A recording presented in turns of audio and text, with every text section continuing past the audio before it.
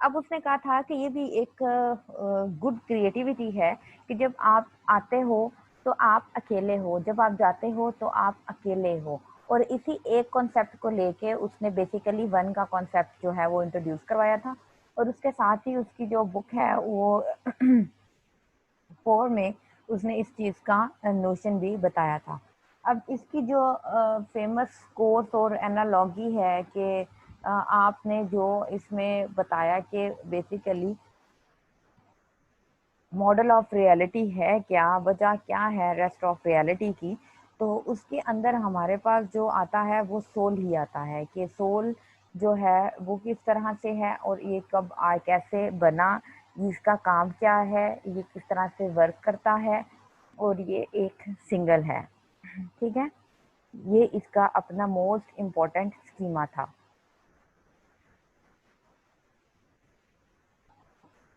अब यहाँ पे कुछ उसने हायरार्की दी है, the one, god, the good, transcendent and ineffable, the hypercosmic gods, those that make essence, life and soul। कि लाइफ तक सोल काम करता है, लाइफ के बाद सोल जो है वो काम नहीं करता, लेकिन उसकी एग्जिस्टेंस होती है। द क्रिएटर, कि उस चीज ने किस किस चीजों को क्रिएट किया। Cosmic god, those who make being, nature and matter, including the gods known as to us from classical religion. कि किस तरह से क्लासिकल रीजन के अकॉर्डिंग इन चीजों को देखा जाता है। इवल, इवल क्या है? Neoplatonism did not believe in an independent existence of evil. वो एक ही इवल पे बिल्कुल भी एग्जिस्ट नहीं करता कि इवल सिर्फ एक है, बल्कि वो कहता है डार्कनेस जो है वो एक इवल है। ठीक है, डार्कनेस इवल है, और जब तक डार्कनेस है तो हमारे पास जो है वो इवल्स हैं। जब डार्कनेस नहीं होती, जब लाइट नहीं होती, इसकी कोई एग्जिस्टेंस नहीं होती, तो वहां पे इवल्स नहीं होते। ठीक है,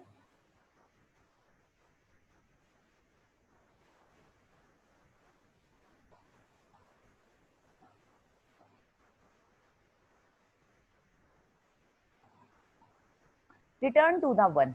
अब वो अब वो कहते हैं, बिलीव करते हैं कि ह्यूमन जो हैं वो परफेक्शन एंड हैप्पीनेस के ही वजह के लिए इस दुनिया पे तशरीफ लाते हैं, कि सिर्फ और सिर्फ वो परफेक्ट रहें और वो हैप्पीनेस उनकी ज़िंदगी में रहे, तभी वो इस दुनिया पे आते हैं। उसके अलावा उनकी लाइफ का ज़िंदगी में या ज़िंदगी के बाद कोई मकसद नहीं होता, ओनली परफेक्शन एंड हैप्पीनेस। ठीक है, उसी के साथ उन्होंने कहा कि हर इंसान ने रिटर्न हो के जाना है एक के पास, वाहिद के पास, जो सिर्फ सिंगल है उसके पास, और वो कौन है? गॉड।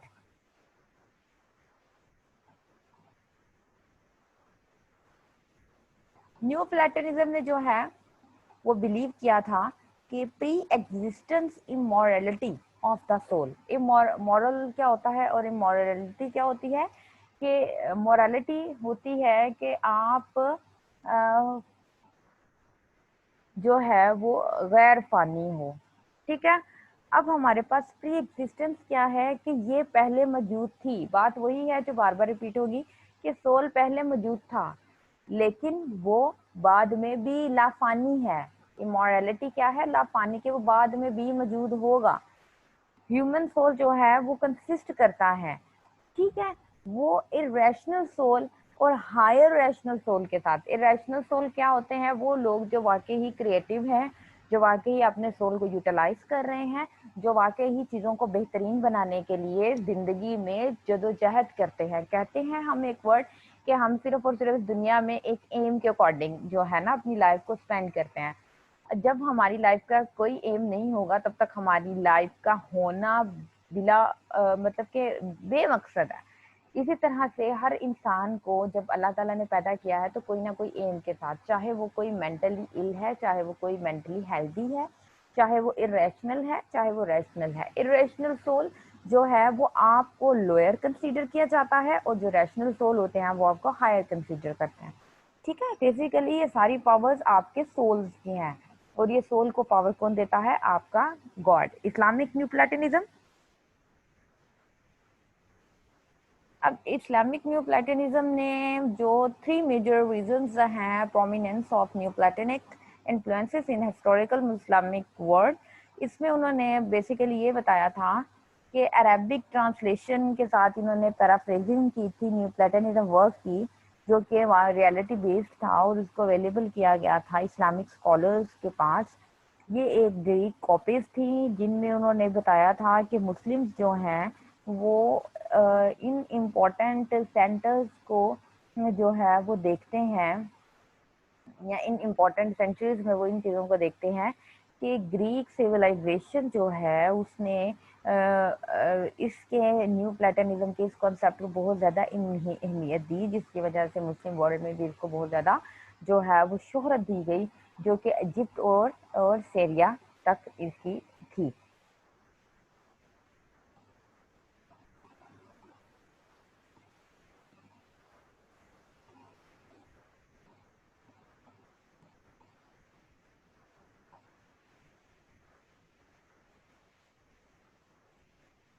अब न्यू प्लेटनिज्म जो है मिस्टिकल था, इसमें हमने सिस्टम सिमिलर थे इस्लामिक मिस्टिक्स के साथ। अगर हम लोग देखें तो जो न्यू प्लेटनिज्म ने बोला था ये एग्जिस्ट करता है, ये कॉन्सेप्ट कहीं ना कहीं एग्जिस्ट, चलो उनका तो गॉड था, लेकिन अगर हम अपने अल्लाह के थ्रू देखें तो ये चीज़ें कहीं ना कहीं एग्जिस्ट करती हैं। अगर हम लोग सूफीज़म में देखें, सूफीज़म क्या है? सूफीज़म बेसिकली आपका सोल है, आप अपने सोल तक जाते हो, आप अपने सोल को तस्कीन देते हो, आप अपने सोल की अच्छाइयाँ लाते हो और उसकी बुराइयों को ख़त्म करने की कोशिश करते हो। आप ये देख लेते हो कि जब इस जिस्म से इस सोल ने चले जाना है तब हमारी सोचने समझने की कोई सलाहियत नहीं होगी, हमारा सोल ही हमें सोचने में जो है वो एक जो इम्पोर्टेंट जो वे प्रोवाइड करता है वो सोल करता है। तो सूफीज़म बेसिकली आपके सोल की ही तस्कीन है।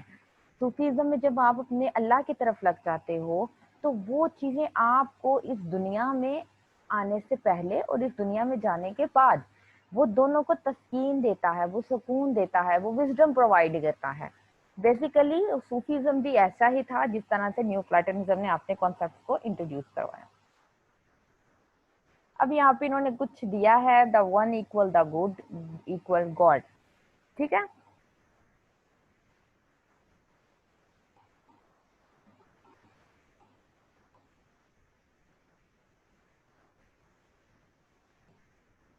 नेक्स्ट टॉपिक किसका बेटा? ये मेरे पास खुला हुआ है किसी बच्चे मैम का। भाई सलमान का। कंटेम्पररी साइकोलॉजी, सलमान का ही है? किसका है?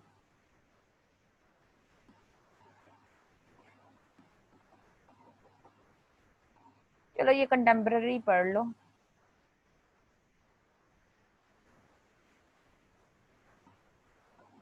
कंटेम्पररी का मतलब होता है बेसिकली कि आपका सारी चीज़ों को मिला के, सारे कॉन्सेप्ट्स को मिला के एक वे प्रोवाइड करना। Contemporary psychology is a broad field with psychology that utilize modern techniques in research and studies. It is influenced by all perspectives in psychology. ये पर्सपेक्टिव्स की स्पेलिंग गलत लिखे हुए हैं, जिस बच्चे ने भी ना कंटेम्पररी साइकोलॉजी की जो है वो की हुई है। किसकी है कंटेम्पररी साइकोलॉजी की? कंटेम्पररी के भी स्पेलिंग गलत है। कौन है ये बेटा? अलीजा। नीचे भी मैम वो जो कंटेम्पररी। हाथ से लिखी हुई है असाइनमेंट, हाँ। मैम ये ईशा की थी शायद। वेरी बैड, वेरी बैड, इतनी ज्यादा मिस्टेक्स हैं और तीनों जगह पे कंटेम्पररी के स्पेलिंग गलत लिखे हुए हैं। कंटेम्पररी साइकोलॉजी, इसको इसको को ना राइट करके आप लोगों को ना सेंड करे, ये गलत है। कंटेम्पररी साइकोलॉजी जो है एक ब्रॉड फील्ड है जिसमें साइकोलॉजी मैम के ये मॉडर्न। रिमशा की है। रिमशा की है? रिमशा को बोलो फिर। रिमशा इतनी मिस्टेक्स, मैं तो नहीं जानती थी कि वो बच्ची इतनी मिस्टेक्स भी करती होगी। पर्सपेक्टिव के भी गलत है। मैम रिमशा शहजादी की, रिमशा अमीन की नहीं है ये। उसको मेरी तरफ से वार्न कर दो मैम फिर। मैंने तो आपको सिर्फ ईमान और ईशा की ही है। अभी आप कंटेम्पररी देख लो बेटा। पढ़ने तो सारे ही हैं, लेकिन ये है कि ये एक अलग सा टॉपिक है, इसको भी देख लो। अच्छा, कंटेम्प्रेरी साइकोलॉजी जो है ये एक, इसको यूटिलाइज किया जाता था मॉडर्न टेक्निक्स के साथ रिसर्च में और स्टडीज में। ये एक ओल्ड पर्सपेक्टिव था। अब जो कंटेम्प्रेरी साइकोलॉजी है ये बेसिकली जो है ना, इसका मतलब है सबको मिलाना, सबको मिला के हर एक स्कूल ऑफ थॉट की जो टेक्निक्स हैं, जो उनकी रिसर्च टेक्निक्स हैं, उनकी रिसर्च स्टडीज हैं, उनको लेके इकट्ठा करना। बेसिक 7 फील्ड्स को इसने इकट्ठा किया था और है भी यही: psychodynamic, behavioural, cognitive, biological, cross cultural, evolutionary and humanistic.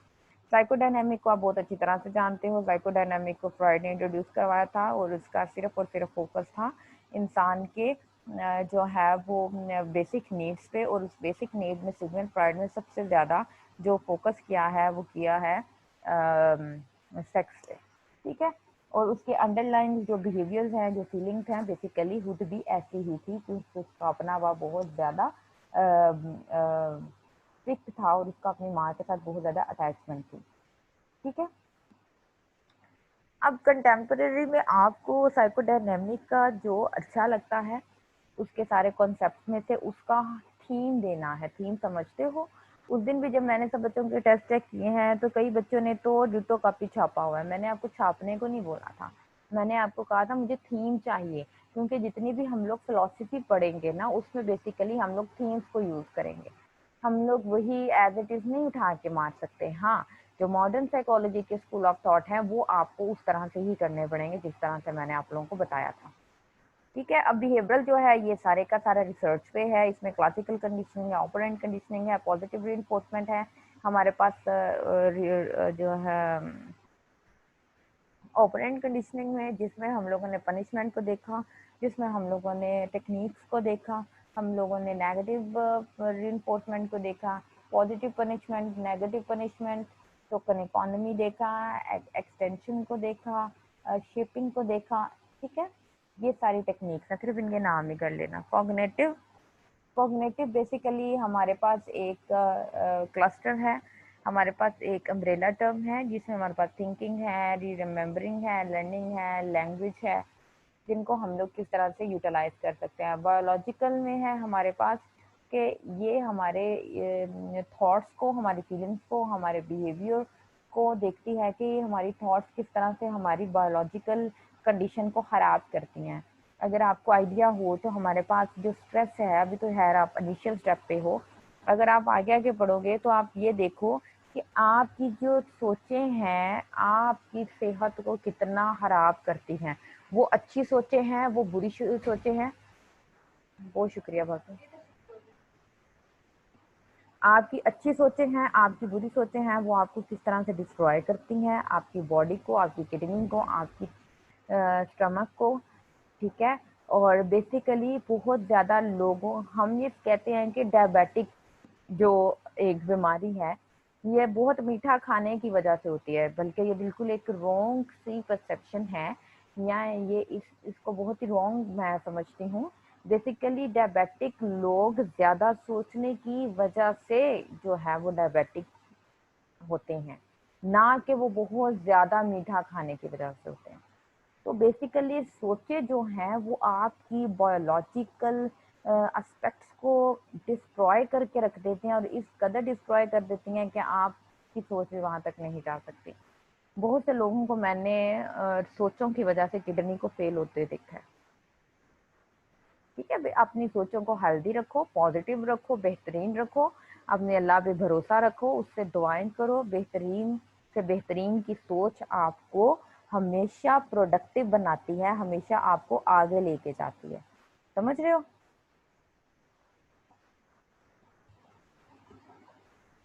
बहुत कम लोग हैं आज, बहुत ही कम लोग हैं। क्यों कम है?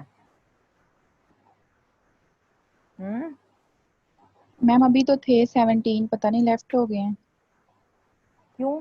इन्होंने वो रिकॉर्डिंग का सुन ली इस वजह से? पता नहीं। अच्छा, ये जितने बच्चे अब है ना अलीजा बेटे, इसका एक ना स्क्रीनशॉट ले लो। और जितने बच्चे अब है ना, ये सिर्फ यही मेरे से जो है ना बाद में कांटेक्ट कर सकते हैं जिनको समझ नहीं जी आएगा, मैम ठीक। ठीक है। इन बाकी कोई बच्चा मुझसे कांटेक्ट नहीं करेगा, ताकि मुझे भी पता हो कि मैंने किसको समझाना है और किसको नहीं। एवोल्यूशनरी ये जो था बेसिकली ये वो अप्रोच है जिसने अडॉप्टेशन की थी, जिसने रिप्रोडक्शन की थी।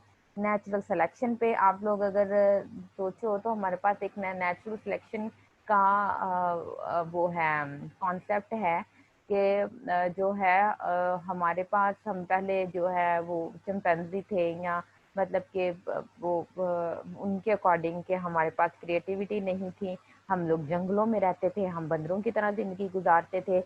और फिर एक टाइम ऐसा आया कि हम लोग जैसे जैसे चीज़ों को सोचते गए, करते गए तो हम इंसान बन गए। ये एवोल्यूशनरी थ्योरी है, और यही नेचुरल सिलेक्शन है और यही अडॉप्टेशन है, ठीक है। नेचुरल सिलेक्शन की जहाँ बात आएगी आपको याद आना चाहिए कि ये हमारी उस वे के साथ लिंक करते हैं।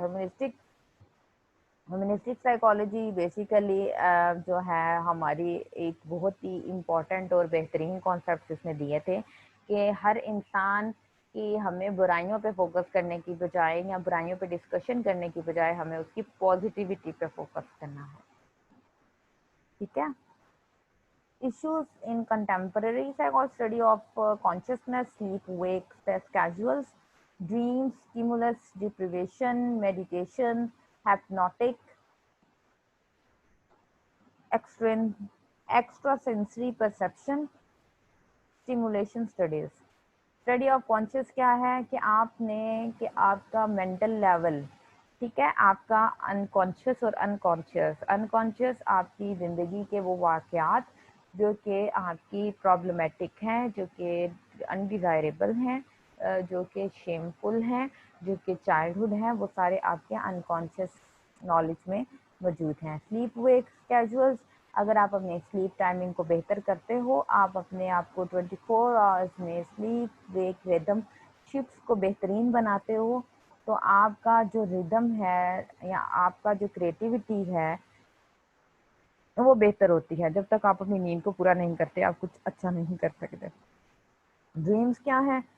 ड्रीम जनरली हमारे पास फ्रेडियन का एक कॉन्सेप्ट है कि ड्रीम्स रॉयल रोड्स हैं आपके अनकॉन्शियस का। आपके ख्वाबों में जो आता है बेसिकली वही आपकी सोचें हैं और आपकी प्रीवियस सोचें हैं, ठीक है। स्टिमुलस डेप्रिवेशन हमारे पास वो कॉन्सेप्ट है जो कि एक्सपीरियंस किया जाता है, जो कि ब्लाइंड फोल्डेड है, और हमारे पास जब भी कोई स्टिमुलस आता है तो हम उसको कितना कॉम्प्लेक्सिटी के साथ एक्सपीरियंस करते हैं, आइसोलेशन के साथ एक्सपीरियंस करते हैं, ठीक है। मेडिटेशन क्या है? मेडिटेशन हमारे पास एक वे है जो कि हमें बेहतरीन बनाता है, हमारी मेंटल इलनेस को ख़त्म करता है। मेडिटेशन हमारी नेगेटिविटी, हमारी नेगेटिव साइड, हमारी लाइफ के नेगेटिव इवेंट्स, हमारे नेगेटिव इमोशंस, हमारी नेगेटिव फीलिंग्स, उन सबको ओवरकम करता है। मैम बच्चों को ऐड कर।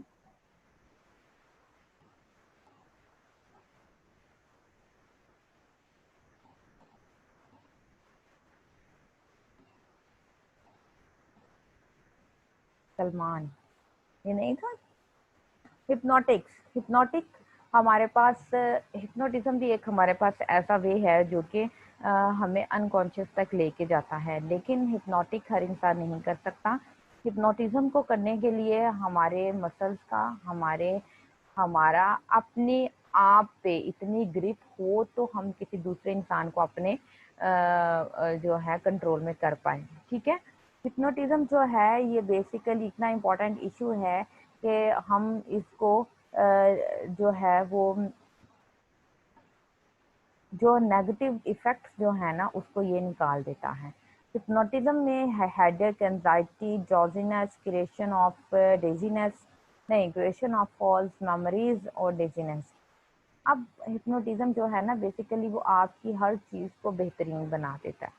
आप जब अपनी लाइफ के उन नेगेटिव इवेंट्स को निकाल के बाहर फेंकते हो तो हर चीज़ अच्छी होती है, लेकिन उसके लिए हिप्नोटिक इतना ज़्यादा कंट्रोल्ड होना चाहिए कि वो अपने आप को कंट्रोल करके अपनी दूसरे इंसान की पूरी बॉडी को अपने कंट्रोल में। एक्स्ट्रा सेंसरी परसेप्शन, ये बेसिकली हमारी टेलीपैथी है, ये हमारी रिकॉग्निशन है, ये हमारी जो है वो चैनल्स हैं जिनको हम लोग सर्च आउट करें, तो जिनको हम लोग सर्च आउट करें और हम उसके थ्रू उसकी रीजनिंग को देखें, उनके ड्रीम्स को देखें और उनकी अवेयरनेस को देखें।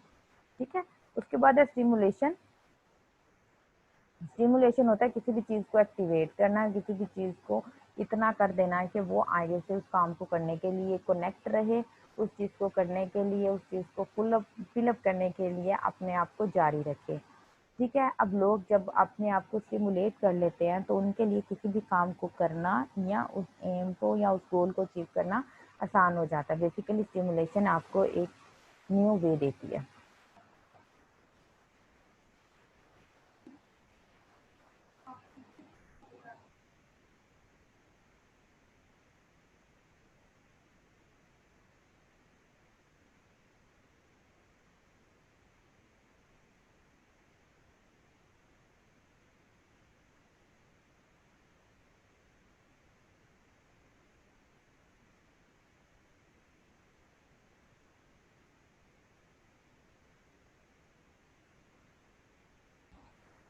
अच्छा, नेक्स्ट टॉपिक।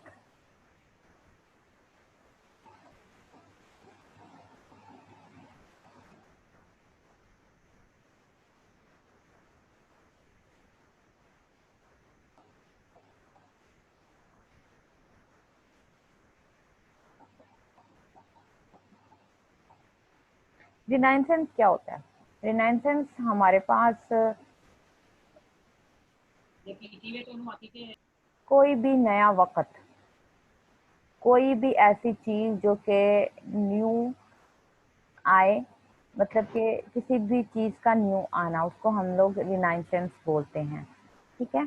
रिनाइसेंस हमारे पास है किसी भी चीज का दोबारा से आना, रीबर्थ। ठीक है। रिनाइसेंस एक ग्रीक वर्ड है। अब रिनाइसेंस हमारे पास एक कल्चरल मूवमेंट थी। कल्चरल मूवमेंट के इसमें जो है लोगों का अपने कल्चर के बारे में न्यू थॉट्स डेवलप हुई थी। ठीक है। और उसमें इस चीज को देखा गया था कि ड्यूरिंग ट्रांजैक्शन पीरियड जो है हमारे पास जो पहले था और जो मॉडर्न है, उन दोनों में क्या डिफरेंस है। इसमें science, art, architect architect painting, literature, geography, religion से रिलेटेड बहुत से ऐसी थॉट्स की जो कि रीबर्थ हुई थी, जिनको दोबारा से देखा गया था। Church lost his influence on people. जितने भी चर्चेस थे उन्होंने अपना आप खो दिया था, लोग अब उनके कंट्रोल में नहीं आते थे। उन्होंने इस चीज को देख लिया था कि यूरोपियन कंट्रीज में कलेक्टिविटी जो वर्ड था उसको भी कम कर दिया गया था, कि कलेक्टिविज्म में हम लोग नहीं रह सकते। कॉजेज ऑफ रिनाइसेंस, कॉजेज ये थी कि डार्क एजेस के बाद जो है जो करेक्टराइज्ड किया गया था वो वॉर थी, वो फेमिनाइन था एंड डिजीज थी। जब हमारे पास सेकेंड वर्ल्ड वार हुई थी, सॉरी फर्स्ट वर्ल्ड वार हुई थी, तो उसके बाद डार्क एजेस का एक टाइम स्टार्ट हुआ था।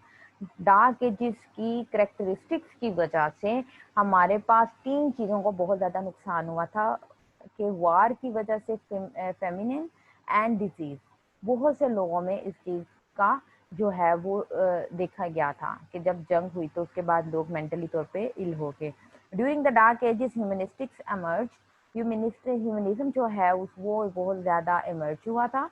ह्यूमनिज्म जो है वो बिलीव करता था कि इंडिविजुअल जो है वो इम्पोर्टेंट है, उनके कंट्रीब्यूशन इम्पोर्टेंट है पूरी दुनिया में, और other than just replying on the church, कि हम लोग ना कि चर्च में जाएं, हम लोग लोगों को वैसे भी ठीक कर सकते हैं उनकी अच्छाइयों की बिना पे। ठीक है। अब ब्लैक डेथ क्या थी, कि जितने भी हमारे पास पुर्तगाली थे या जितने भी पुर्तगाल से रिलेटेड लोग थे या यूरोपियन रिलेटेड थे, जो 300 सेंचुरी की बात है, लेकिन इसमें ये देखा गया था कि बिजनेस को ट्रेंड और प्लेस लाइक इटली वगैरह पे चीज़ों को वाइल्ड फायर के तौर पे भी देखा गया था, कि लोगों के साथ बहुत बुरा सलूक किया जाता था, लोगों को इंसानियत को बहुत ही ह्यूमिलेट किया जाता था, उनको जानवरों की तरह ट्रीट किया जाता था, उनको मारा पीटा जाता था, उनके लिए उनको लेबर के तौर पे इस्तेमाल किया जाता था, उनको गुलामों के तौर पे इस्तेमाल किया जाता था। ये जो हिस्ट्रीज होती है ना, इस वजह से मैंने आप लोगों को कहा था कि ये हिस्ट्रीज तुम लोग खुद करना, लेकिन यार तुम लोगों ने उसके लिए भी एक बहुत ही बड़ा कट्टा जिसको कहते हैं वो खोल दिया, क्योंकि ये सिर्फ और सिर्फ पढ़ने वाली चीजें हैं, ये कोई समझाने वाली चीजें तो है नहीं है। ठीक है। अब उसके बाद क्या हुआ था, अब जब मैं पढ़ाती हूँ तो ये मैं बहुत ही माइनर फॉर्म में पढ़ाती हूँ, इनका कोई इतना खास तुक नहीं होता। अगर कहीं पे भी आपको हिस्टोरिकल क्वेश्चन आता है तो अगर आप सारी हिस्ट्री को मिला के भी लिख दो ना, तो मैं कहती हूँ आपके पूरे मार्क्स हैं। हिस्ट्री में जो जो नजर आता है उस सारे को लिख दो तो पूरे मार्क्स हैं। What happened after it. अब उसके बाद जब इन चीज़ों की इतनी इमरजेंस हुई, जस्टिस को जो है वो लॉस्ट कर दिया गया, और उसके बाद ये हुआ कि वर्ल्ड जो जितने भी आइडियाज थे, न्यू आइडियाज थे, वो बड़े फाइन थे, वो बड़े स्प्रेड हुए, लोगों ने उसको पसंद किया, लोगों ने इन चीज़ों को इतना बेहतरीन किया कि लोगों ने अपने आप को देखना शुरू किया कि वो कहाँ पे एग्जिस्ट करते हैं। रिनाइसेंस ऑफ लिटरेचर, अगर लिटरेचर के अकॉर्डिंग देखा जाए तो लिटरेचर में भी बहुत ज़्यादा काम हुआ था।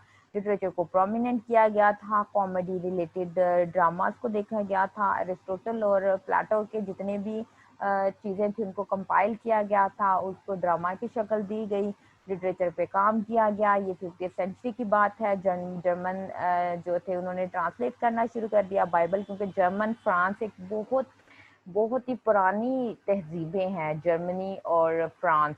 अगर आप लोग देखें तो इंग्लैंड भी, अगर आप देखें तो ये बहुत ही पहले से हैं, बहुत ही पहले से हैं इन ये लोग जो है ना, फ्रांस के, जर्मनी के और यूके के।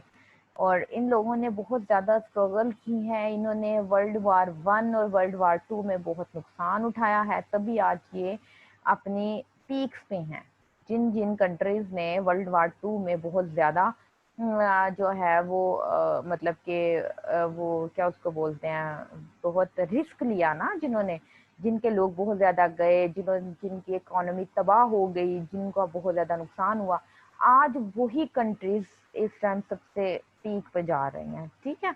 जैसे कि जर्मनी है, जितनी भी गाड़ियों की मर्सिडीज हैं, और हमारे वो जो है BMW है, अब ये सारी उन्हीं की इंडस्ट्रीज हैं। अब उन्होंने इतना ज्यादा काम किया वर्ल्ड वार के बाद कि आज उनके इतने नाम है। फ्रांस को आप देख लें, फ्रांस बहुत बड़ा मुल्क है। उसके बाद यूके को देख लें, बल्कि पूरी दुनिया की हुकूमत कर रहा था यूके उन पे। Britain, great Britain. Renaissance of science, science में भी इसको बहुत ज़्यादा इम्पोर्टेंट जो है इसने रोल प्ले किया था। टेलीस्कोपी को बनाया गया था, उसके अलावा डिफरेंट लॉज को बनाया गया था, डिफरेंट न्यू चीज़ों की जो है उनको इंट्रोड्यूस करवाया था। रिजल्ट्स ऑफ रिनाइसेंस जो है ये मॉडर्न एज थी, ये स्पिरिट ऑफ इंक्वायरी थी कि लोग आपस में एक दूसरे के साथ किन स्पिरिट्स के लिए मिलते हैं, मतलब कि उनका आपस में मिलने का कितना जज्बा है या वो कितने खुश हैं। साइंटिफिक इन्वेंशन हुई थी, सिग्निफिकेंट चेंजेस देखे गए थे। ओके, गुड सुलेमान, बहुत अच्छी तुमने असाइनमेंट बनाई हुई है।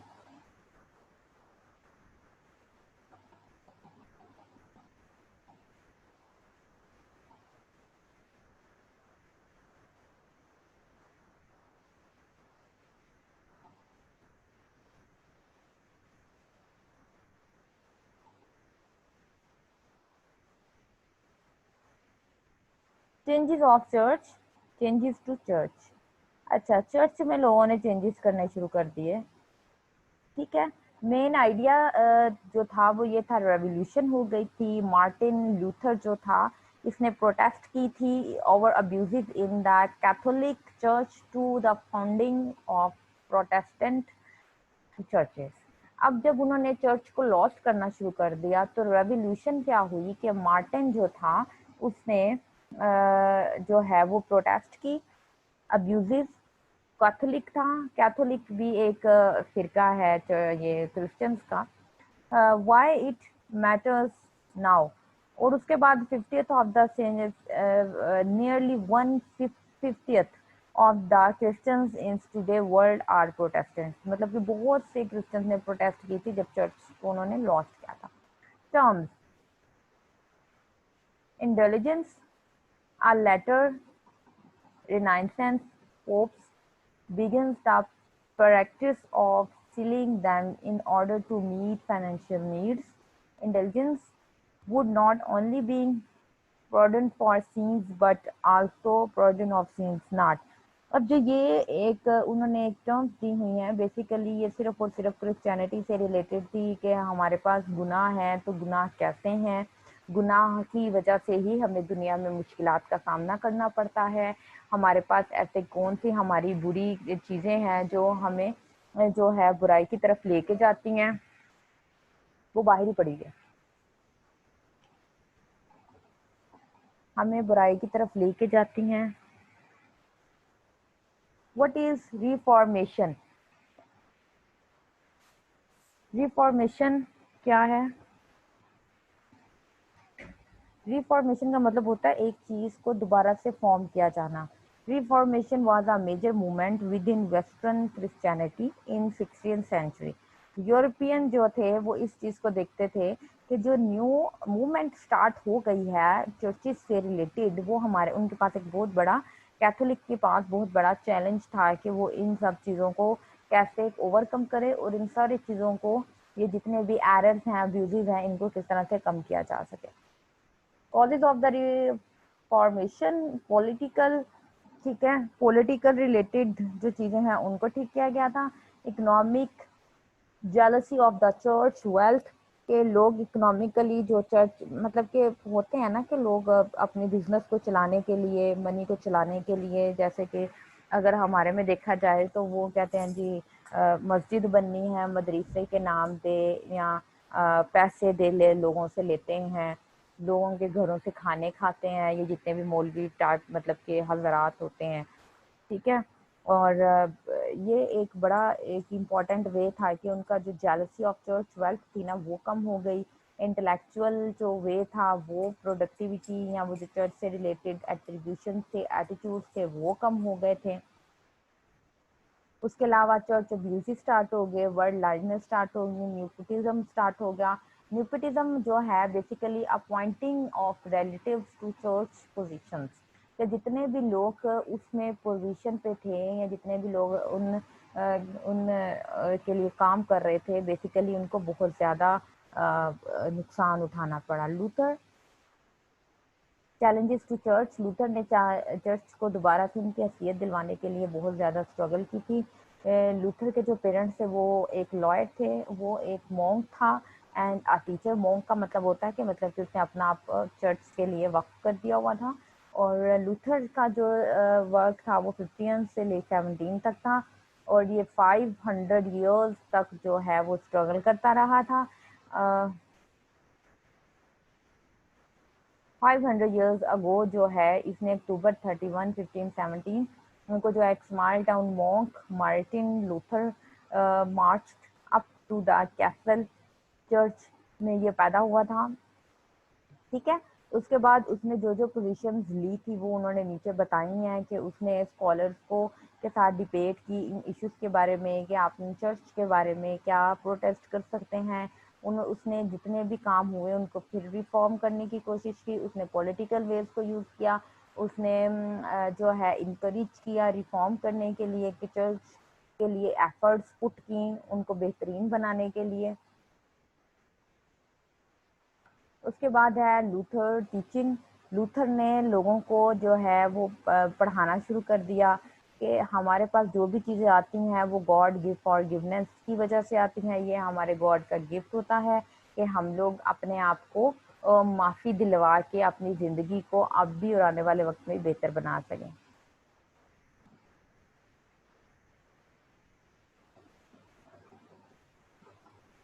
रिस्पॉन्स और टू लूथर, लूथर ने किन किन चीज़ों पे उसको रिस्पॉन्स मिला, ठीक है। रोम से उसको रिस्पॉन्स मिला लेकिन वो अनहैप्पी था। उसके बाद लूथर को रिस्पॉन्सेस जो हैं जो है वो बहुत सी जगह से मिले थे जो कि उसने अपने चर्च को दोबारा से रिफॉर्म करने के लिए बनाए थे। ये कैथोलिक चर्च में काम करता था और इसने जो है अपने मज़हब को लेके, अपने काम को लेके इतनी ज़्यादा प्रोटेस्ट की कि हमारा मज़हब या हमारा जो काम है वो लोगों के लिए है, ना कि हम लोग सिर्फ और सिर्फ अपने ऑन के लिए इन चीज़ों को यूटिलाइज कर रहे हैं। ठीक है,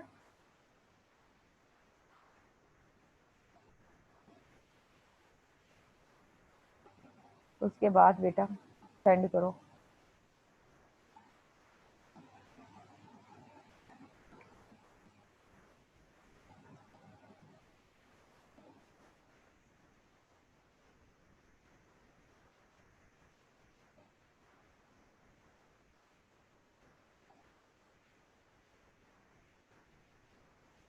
ये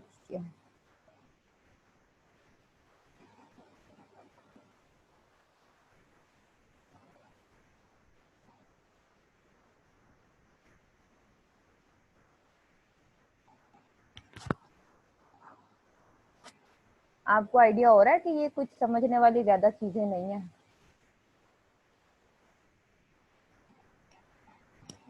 ये सिर्फ मैम ये लॉन्ग क्वेश्चन के लिए है। कौन सा मैम ये जितनी भी हम हिस्ट्री वगैरह ये जो अभी हमने टॉपिक पढ़ा है, बेटा, ये ये मैंने लॉन्ग वाइज है कि शॉर्ट वाइज? हजार बार बता दिया है अलीजा, मुझे तो शर्मिंदगी हो रही है कि आप मुझसे ये सवाल कर रहे हैं। तो मैंने आपको बताया था कि ये आपने एज इट इज लॉन्ग नहीं करने, ये बहुत ही शॉर्ट फॉर्म में करनी है, क्योंकि बेसिकली ये हिस्ट्री है। हिस्ट्री भी नहीं है, ये फिलॉसफी है, फिलॉसफी समझते हो, फिलॉसफी है ये। ठीक है, और आपने सिर्फ और सिर्फ इसमें से चंक्स लेने हैं, सिर्फ और सिर्फ उनकी थीम्स लेनी है, और ये आपको इतना लॉन्ग क्वेश्चन नहीं आएगा। लॉन्ग क्वेश्चन वही आएंगे जो मैंने आपको तफसील से पढ़ाए हैं। ठीक है, बाकी ये सारी आपका हिस्टोरिकल बैकग्राउंड है, और इसका इतना हार्ड कोई नहीं है कि ये बहुत लेंथी होगा या बहुत ही ज्यादा आपको आएगा, इसमें इतना ज्यादा नहीं आएगा। तो मैम जिन्होंने असाइनमेंट बनाई है इतना ज्यादा मटेरियल लॉन्ग वाइज इन्होंने लिखा होता है सारा। तो थीम लो ना बेटा, उसमें से सिर्फ थीम लो, उसको इतना लंबा करने की जरूरत नहीं है।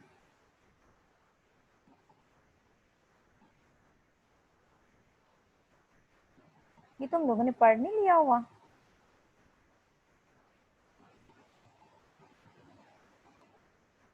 ब्रेन डिस्ट्रेट्स,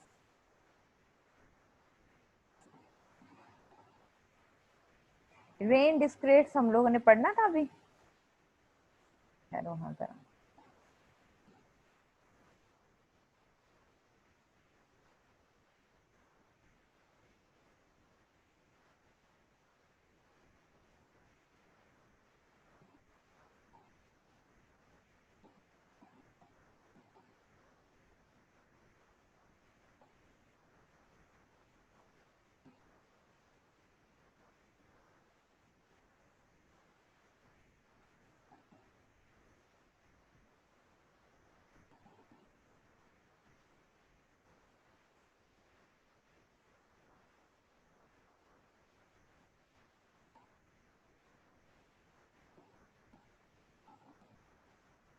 रेन डिस्क्रेट जो था, ये भी एक फिलोसफर था। 1596 से 1650 तक इसने काम किया था। इसने इन्वेंटेड था एनालिटिकल ज्योमेट्री के साथ। इसने इंट्रोड्यूस करवाया था स्केप्टिसिज्म, जो है वो एक essential part of the scientific method है। इसके अलावा इसने जो है वो ग्रेटेस्ट फिलोसफर्स था इन हिस्ट्री।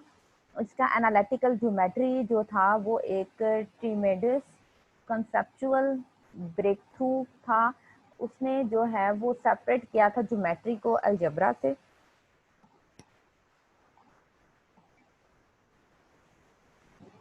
मुझे आज तक ज्योमेट्री और अलजेब्रा की आज तक समझ नहीं आई, मुझे नहीं पता ये दो किन बिलाओं का नाम है। ठीक है, और डिस्क्रेट्स जो था ये शो करता था कि सॉल्व किया जाए प्रीवियसली अनसॉल्व प्रॉब्लम को ज्योमेट्री के थ्रू। ठीक है, और अलजबरा को। उसके अलावा इसने रिप्रेजेंट किया था horizontal directions as X and the